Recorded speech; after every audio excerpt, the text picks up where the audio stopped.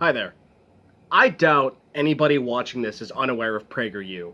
Numerous progressive and socialist channels have made responses to their videos or made videos talking about them. Every once in a while you'll see YouTube ads actually paid for by them, and if you're a really unfortunate fella, you've actually watched them yourself or were even a follower of them at one point, maybe. PragerU is a horrible, horrible propaganda outlet that is funded by fracking billionaires that gives an additional platform to people like Ben Shapiro, Dave Rubin, and Jordan fucking Peterson, and has even been lobbying to have their materials adapted for and used in the public schooling system on a wide scale. Something I feel that I need to say before I get into the meat and potatoes of what I've been thinking about is that I'm not saying to stop fighting to counter the fraudulent narratives that Dennis and his friends, quote-unquote friends, perpetuate. Whatever can be done to fight against the hegemony that PragerU is seeking to establish should be done.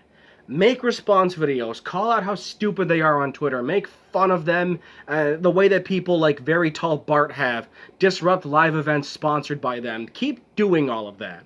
Regardless of what I am going to be pontificating in this video, that is all good work worth doing. Now, one big question that I have been focusing on recently is the effectiveness of these means of countering PragerU's falsehoods. I'm not really proposing any solutions, per se, to effectively counter their influence. It's more so that I'm kind of observing and examining the current ones out there, or ones that have come and gone.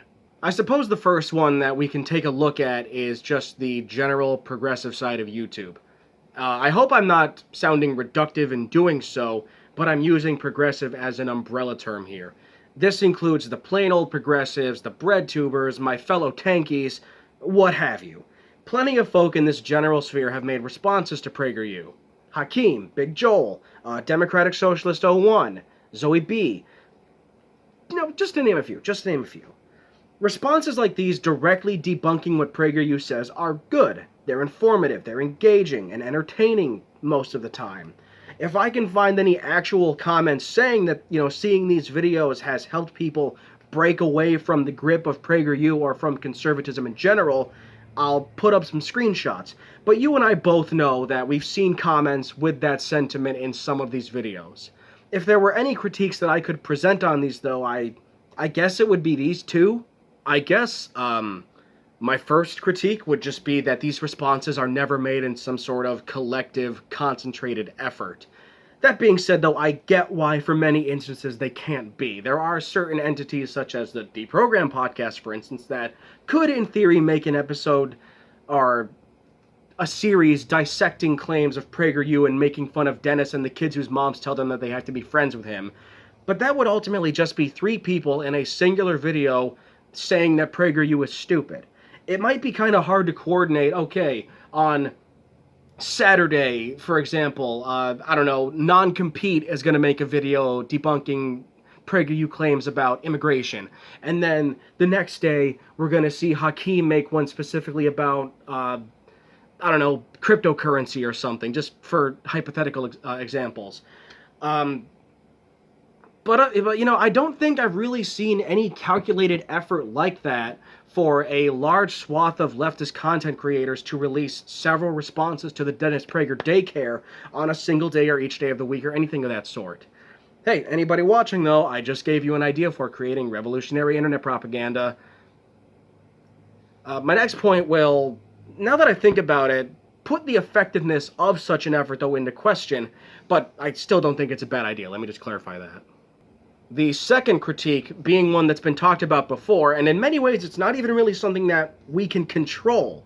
It's the length of these responses. And I found this out actually, that this is called Brandolini's Law, and it goes, the amount of energy needed to refute bullshit is an order of magnitude bigger than that needed to produce it.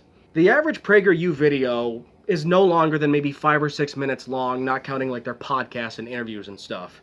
But the majority of responses made debunking the falsehoods and half-truths end up at least like 3 times longer at minimum. This video here, that's probably not where I'm actually going to put the screenshot, whatever. But there's a video from the YouTuber Mr. Beat where he refutes PragerU's anti-immigrant propaganda. That video, 15 minutes long. This video from Hakeem from a few years ago, 30 minutes long. In many ways, this is out of our control because Brandolini's law can be applied to so many other things, not just dealing with PragerU, but with propagandists like them as a whole.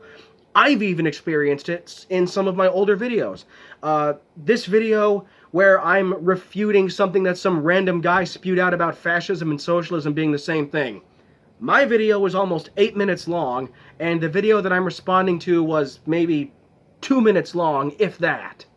It's unseasonably fucking hot. I can't wear this thing. Now, before I move on to my next example, I just wanted to briefly say that if you find yourself enjoying this video and the work that I do, if you have the means to and you would like to, you can help support the channel through Buy Me a Coffee.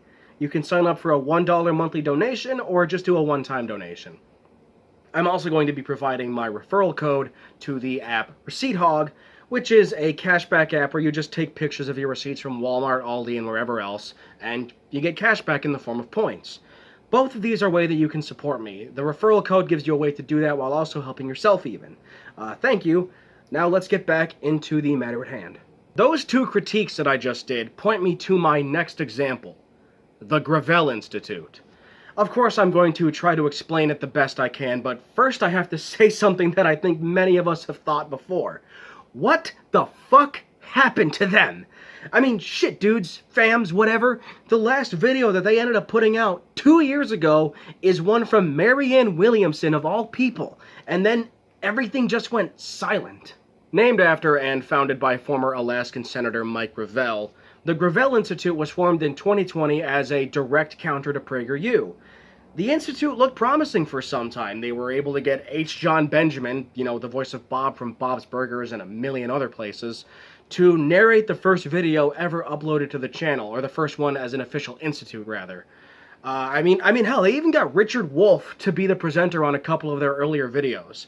They were trying to use the PragerU formula against PragerU. Videos usually no longer than 5 to 6 minutes with a progressive, sometimes even socialist message. I'd be lying if I said that there wasn't a point where, at least on YouTube, I was following the Gravel Institute and watching their videos. But something happened. In late 2022, after the video from Marianne Williamson, the Gravel Institute basically went silent. Apparently they were still semi-active on Twitter for a bit, before totally shutting down, but I don't use Twitter because I don't hate myself, at least not as much as I did when I was a teenager, so I didn't see any of that. But like many others, I went looking for answers. Unfortunately, though, the only places that I could find any actual answers were a brief part of the Institute's Wikipedia article and, Reddit. To be fair, though, to the parts of Reddit that I went to, they actually did provide me with some semblance of an answer.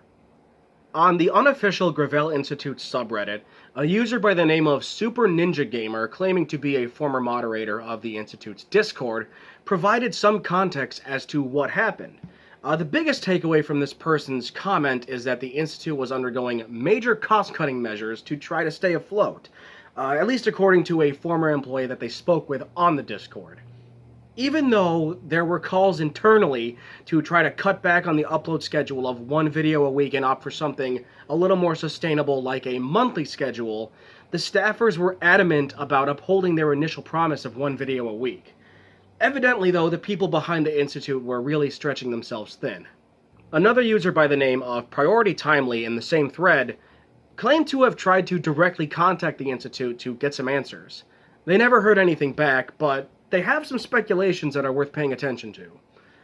One explanation being that after the death of Mike Gravel in 2021, the Institute may have begun to slow down operations, which eventually led to the full stoppage the next year. Other possibilities include the fact that many of those behind the scenes were college-age people or were close to that age, which is something that could explain the operational changes due to, say, conflicting schedules and trying to find work outside of operating a YouTube channel. The last thing that Priority Timely touches on is the simple explanation of securing funding. The biggest indicator of this being that in summer of 2023, the Gravel Institute's website was shut down due to not being able to afford keeping it online. Apparently, for a little while, the Institute was still accepting money on Patreon despite not making videos or posting updates, so that's a little scummy. But who knows, maybe they were hoping to use those funds to get things up and running again at some point and make things right. Who really knows?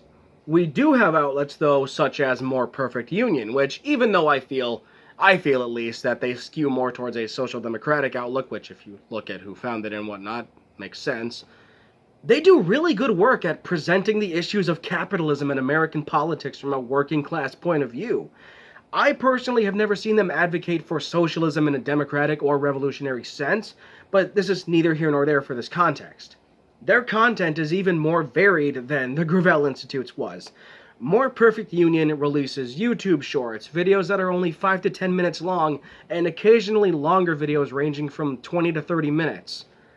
Apparently, More Perfect Union has actually even described itself as being a left-wing answer to PragerU, and honestly, they do a better job of it than the Gravel Institute ever did. More Perfect Union does utilize grassroots tactics for their funding, but they also have the backing of numerous other donors, and even the Open Society Foundation, which, big fucking red flag there. But MPU was also founded by Faiz Shakir, who was a higher-up in the American Civil Liberties Union, so this entity having funding trouble, or not having funding trouble rather, doesn't seem to be a problem like it did with Gravel. But even with the more stable platform that More Perfect Union has, in contrast to the media hegemony that PragerU has established, MPU just isn't quite in the same league. As I record this video, More Perfect Union has just under 1 million subscribers. That's nothing to sneeze at, but PragerU has over 3 million subscribers and like 4 times the amount of videos than More Perfect Union has. Things could change, definitely. But as things stand, even with the work being done, the great work being done by More Perfect Union and other outlets, PragerU is the one being used in actual classrooms.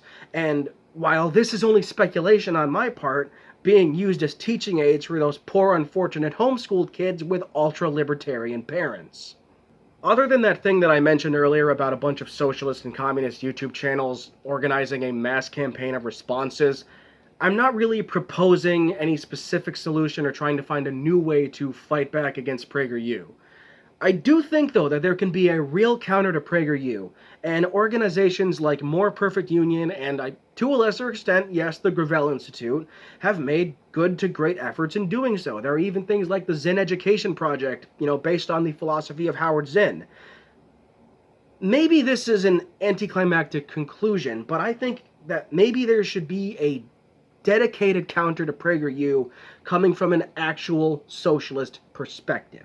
Not just progressives, not just radical liberals, not just occasionally having someone who calls themselves a Marxist or a democratic socialist narrating a video, a full-on network of Marxist creators designed to directly fight the influence of PragerU.